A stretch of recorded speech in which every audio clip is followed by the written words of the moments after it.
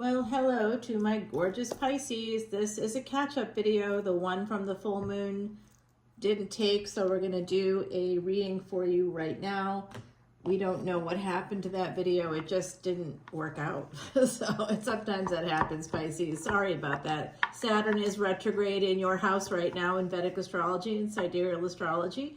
So it is what it is. Neptune, also one of your ruling planets, is conjunct with that retrograde Saturn and is also retrograde. It's going to be going direct shortly. I know that Pluto has gone direct in Capricorn, which is another one of Saturn's planets, but Saturn is a little bit overwhelmed right now because in its houses, both houses, there are two shadow planets, and it's conjunct with Rahu in Aquarius. So it's been approaching Aquarius and will be the closest it's going to be to Aquarius in the next 28 years. So that's pretty special. That's happening at the end of November here, guys.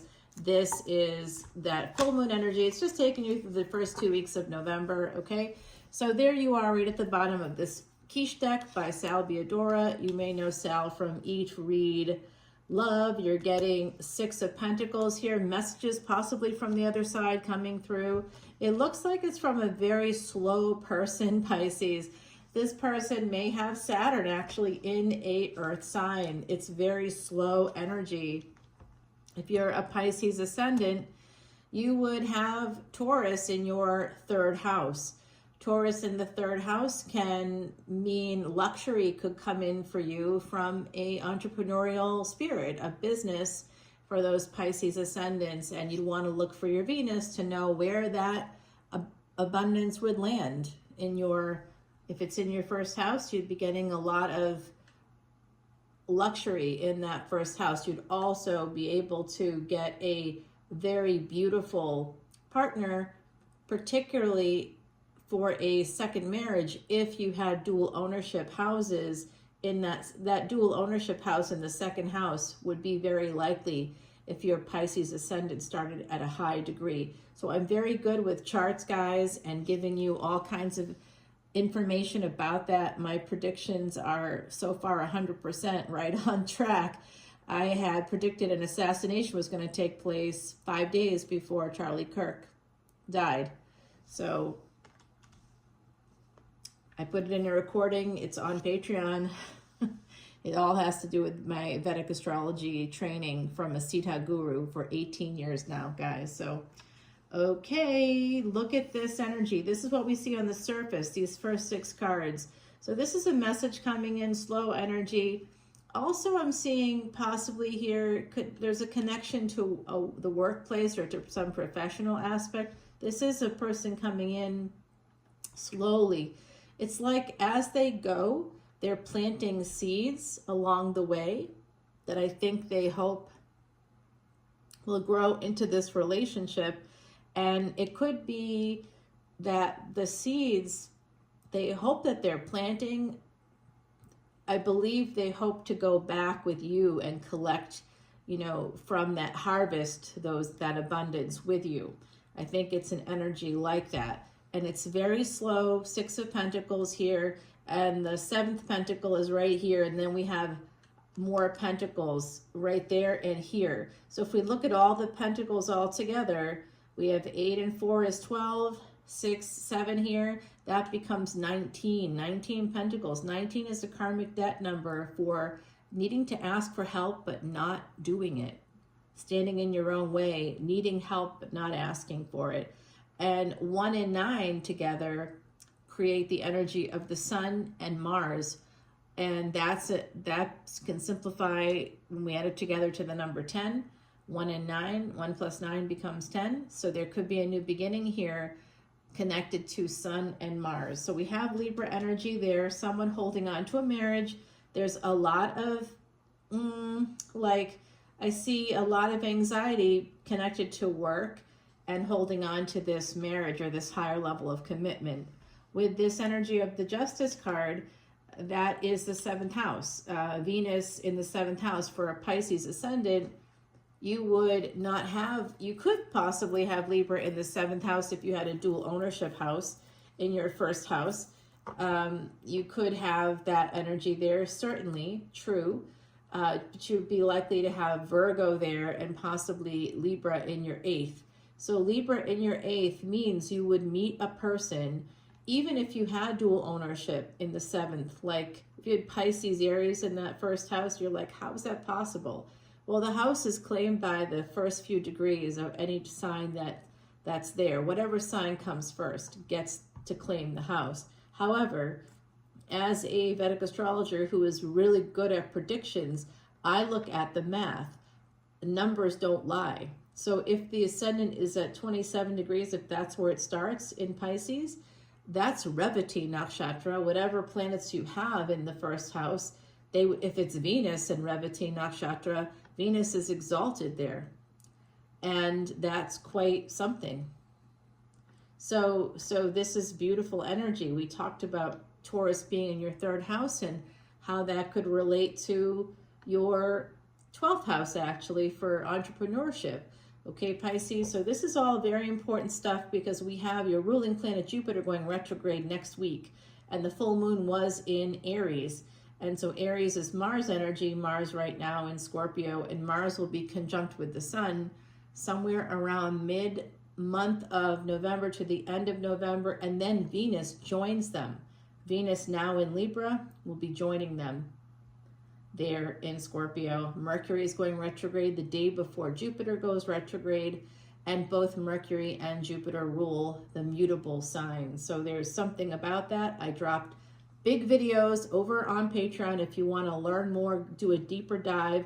I also did a video with an example of 2 charts, soulmate charts, including a Pisces ascendant. So please come on over as a VIP and you'll get the gold star treatment. So this looks like someone's holding on to a marriage, but I don't know why, because clearly the next card under the Justice card is 5 of Pentacles. So it's almost like this is a marriage that's an empty, sexless marriage, something like that. No affection or attention. Holding on to it, though, it's almost like someone has doubled down on this commitment. I made the commitment, I have to stick to my word because that's what everybody expects of me. That's a little bit of narcissism sneaking in there, a little bit of ego and pride sneaking in there, so be careful of that. But whenever I see 7 and 4 together, 7 of Wands and 4 of Pentacles, 7 and 4 represent for me July 31, 2022, when there was a once in 2400 year triple conjunction between Mars, Uranus, and Rahu. Rahu right now in Aquarius, Uranus in Taurus. We've been talking about Taurus a little bit in terms of Venus and your sign and where Taurus is and how it can indicate, you know, not only family, like your own siblings, but also your children would be connected to that house as well. And that's also where we may see some inheritances. So you could definitely be inheriting like a business or leaving a business behind for your family, or going into business with your siblings would be some of those indications of that placement, guys. So here we are with this energy of July 31, 2022, that big triple conjunction. The last time it happened was, again, 2,400 years ago during the time of Alexander the Great. So some of you may like kind of relate to that story. You may be fascinated by that story. There's an energy there of Alexander the Great changing the world over 3 years from that date of that conjunction, and then of course dying at the end of it all, but completely changing the world. So I don't know if you know any other person who is pretty much an authoritarian dictator who comes in and takes over and makes changes, basically does what they have to do and then apologizes later and says, you know what, I'm sorry I took over your country. I'm sorry I took over these areas of the world. You're allowed to just do what you want here, but you have to do it. You have to swear your loyalty to me. I don't know anybody else who might be like that today, changing the world. But that's connected. There's like a connection between these events. And so we kind of have to take a look at it and see what was happening for you during that time. So there's a prediction here connected to that date. So you definitely want to take a look at that. Someone has this anxiety. Why do they have this anxiety? Because there's eventually going to be a change, a shift here. And it's because there's a third party. There's someone else. And right now I'm seeing just like a lot of messages being exchanged. It could be like, I almost see like emails or something, something kind of weird. So this all marriage is going to come in here eventually. This is going to lead to some kind of a marriage. There's a first marriage here that's broken, that's sexless, that there's no financial equity. It looks like there could have been financial abuse possibly here. You really need to defend yourself against this if this is you. Some of you, it might be you on the other side of this. You could be the one moving towards another person. Maybe you have no marriage, but the person you're moving towards does, right? So this is the energy. This is for all Pisces placements, by the way. And it's really a Vedic focus. So it would be one back from tropical astrology. So if you're sitting here in that space of tropical Pisces, I bet you have some planets in Pisces, but you may want to go ahead and check out the energy of Aquarius. Okay, guys, it may resonate. Check it out. All right, so this is why the slow energy. So if it's you moving slowly, it's because there's a conflict via this other commitment. So this is backwards energy, isn't it? 3 to 5, it's almost like you skipped a step, and then we get 3 to 6, skipped a bunch of steps, and then 6 to 5, going backwards, 3 steps forward, 2 steps back kind of energy within this relationship. And it could be because there's this stop and start situation here. I gotta plant something. Wait a minute, I gotta plant another seed. Hold on, my adult kids need me. Wait a minute, my teenager is calling me. Oh, I can't make it today because the soon-to-be ex who doesn't know about you has asked me to do whatever, has asked me to mow the lawn or something. Okay, so this energy of this conflict, Scorpio energy. All right, I gotta clarify this, guys, but it does look to me, Pisces, like some of you may have some Scorpio placements. I'm gonna tell you there's a death here. It could be the death of a karmic partner for someone involved, possibly not you at all, right? Like that's not you. This could be either a karmic partner, and this could be has already happened perhaps for someone. But this conflict is going to end because there's going to be either a divorce. Sometimes with this energy of the Six of Pentacles and the Death card, that could be a divorce. So, we'll try not to. I did predict again that assassination, and that was this year in 2025. In 2023, I predicted a death in a big weekend energy reading that took place on November 19th of 2023. And my very good friend, who was a Leo Ascendant, or a Leo Sun, he died that same day, within hours of that reading. So unfortunately, I have a lot of 8th house placements, 8th house and Scorpio placements, because I'm not an Aries Ascendant. And I like people to know that because I have placements that are psychic, obviously, and also connected to I can see in the dark. So when I see a death, there's likely death is going to happen in a reading, and I'm sorry about that. I don't like that or want that. It could be a divorce, though, so just so you know. There's some kind of a conflict here, a fight, and it could be because someone is feeling pretty victorious. They may be feeling good with their workflow.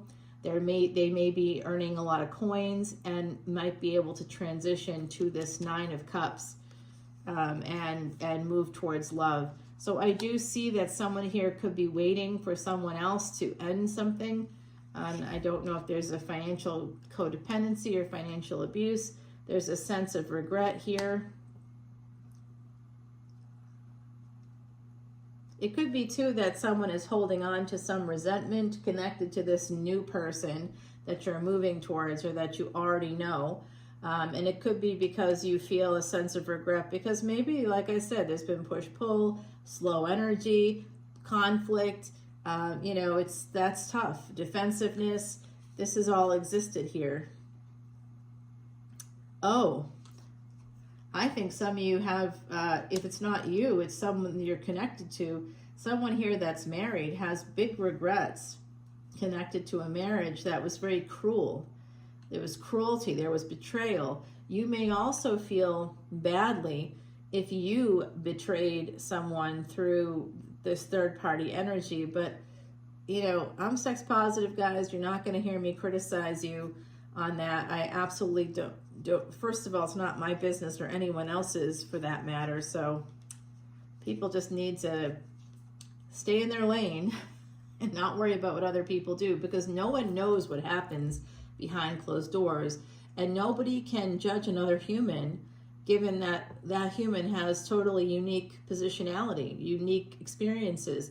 That person could have been abused as a kid. That person may have been abandoned, may have had unspeakable torture, and you can't judge them for wanting love. And maybe in the relationship that they have, they can't get it, because if they came from a space of abuse, we always go towards it again, because that feels safe and comfortable, and that's subconscious. It's not even something people are aware of. It's like the subconscious is constantly feeding us the messages that that's what we deserve, that's where we need to stay. The brain is essentially a fear factory. So we need to gain control of that through things like therapy, hypnotherapy, meditation, anything that allows you to gain control of your thoughts, helps to control your feelings, your emotions, and your subsequent attitudes, actions, and behaviors. That comes straight out of cognitive behavioral therapy, as does there's an acronym, GIVE, being gentle, interested, validating, and easygoing. Using GIVE to communicate is going to make you a very effective communicator. It's going to make you very likable, whether that's in business, interpersonal relationships of any kind. That's the way to go, guys. All right, so there is this energy of walking away, having the Four of Cups in reverse here. I don't usually read reverse cards, but it came out that way. So there is this energy of cruelty in a marriage, of lack in a marriage, and someone was holding back as a result of being married. That's over now. They are going to walk away and going to walk towards love. And the Wheel of Fortune, remember how we added this up here at the beginning of the reading and it came out to the number 10? Well, here's the Wheel of Fortune, number 10, coming right out. There is a new cycle coming in for you. And we have that energy of big passion. So we're going to go over to the extended, guys. And again, Pisces, I apologize for your full moon reading not getting up in time and then just sort of disappearing. I don't know what occurred there, but there was some kind of issue with the video. So here we have that beautiful sunflower for your oracle card. This is from my friend Heidi Messenger, who created oracle cards before her death. She was a psychic medium, a real human being, guys. And she did really kind of look like this too. She made herself into an angel because she knew she was going to pass. It was sudden, it was unexpected. And here she's saying, the happiest of flowers reflects the sun so bright. It's time to grow and replenish and turn your face to the light. So Heidi is saying, if you have happiness, don't give it up because of some cruel marriage that's full of lack and toxic energy. You know, that's time to say goodbye to those situations. And you should always go to a neutral, mental health neutral, and talk about it and see what they reflect back to you. And then you can make a decision. Find someone that's a good fit. One way to go is a place called Open Path Collective for those people that believe therapy is too expensive. I will tell you it is not too expensive. And I know of a mental health professional on YouTube who says that a lot. Therapy is expensive. But wouldn't it be nice if that mental health professional told you where to find actual therapy instead of using it to divert you to membership for their channel, I should say. So, you know, there's something about that. think about it a little bit, okay? You can spend $80 doing that, or you can spend $80 on 2 appointments a month just for you. Customize your session. That's actual therapy. You don't have to go to do that. That's like kind of a lie. So go to Open Path Collective and find a therapist in your area. If you're from overseas, you can still use Open Path. I would just check on the state of Massachusetts. It has one of the highest numbers of mental health professionals, and there are just more schools there that produce really great professionals. And there's also this group I belong to at Harvard Medical School, and a group of alumni, and we connect with McLean Hospital, which is a psychiatric hospital, and that's where the Institute of Coaching also is an affiliate there. And anybody that wants to join that as a coach, that's a great place to find life coaches as well. So go ahead, check those sources out. I hope that's helpful, guys. I'm going to take it over the extended. You can follow me over there. And of course, my channel, Patreon, all of the monies there, 100% of proceeds go to Elephant International's Elephant Refuge of North America. And it's full transparency. I post whenever that happens. It happens every month automatically, but I also post when I give significant donations there, so you can see, what's happening to the actual monies. I'm not spending it on my nails. I'm not taking your money at all. I refuse to, that's not what I want. And when we reach a certain number of subscribers, which is about 3,500 subscribers, I'm going to begin profit sharing based on the length of time, and it has to be continuous membership. If people go away and come back again, you're not going to be included. It has to be continuous membership. That is a term, that is a requirement for the profit sharing, because I have people that have been with me since day one. Literally a month after I started my channel, I had people joining Patreon. So I don't have a lot of people always looking at the videos, but that's not the only source that I'm drawing from. So there's like quite a lot of people looking at the videos over there on Patreon, and I am the only channel at the moment who's offering profit sharing, because the channel doesn't exist without you, and I'm aware of that. All right, guys, I have Jupiter in my 12th house. I want to give you guys. That's why Pisces, especially Jupiter in the 12th house. I want to give Pisces like everything. I love you, and basically you're like my husband or my partner. And I love you. All right, guys, let's go over to Patreon. We're going to continue the reading there, and I'll see you soon. Bye now.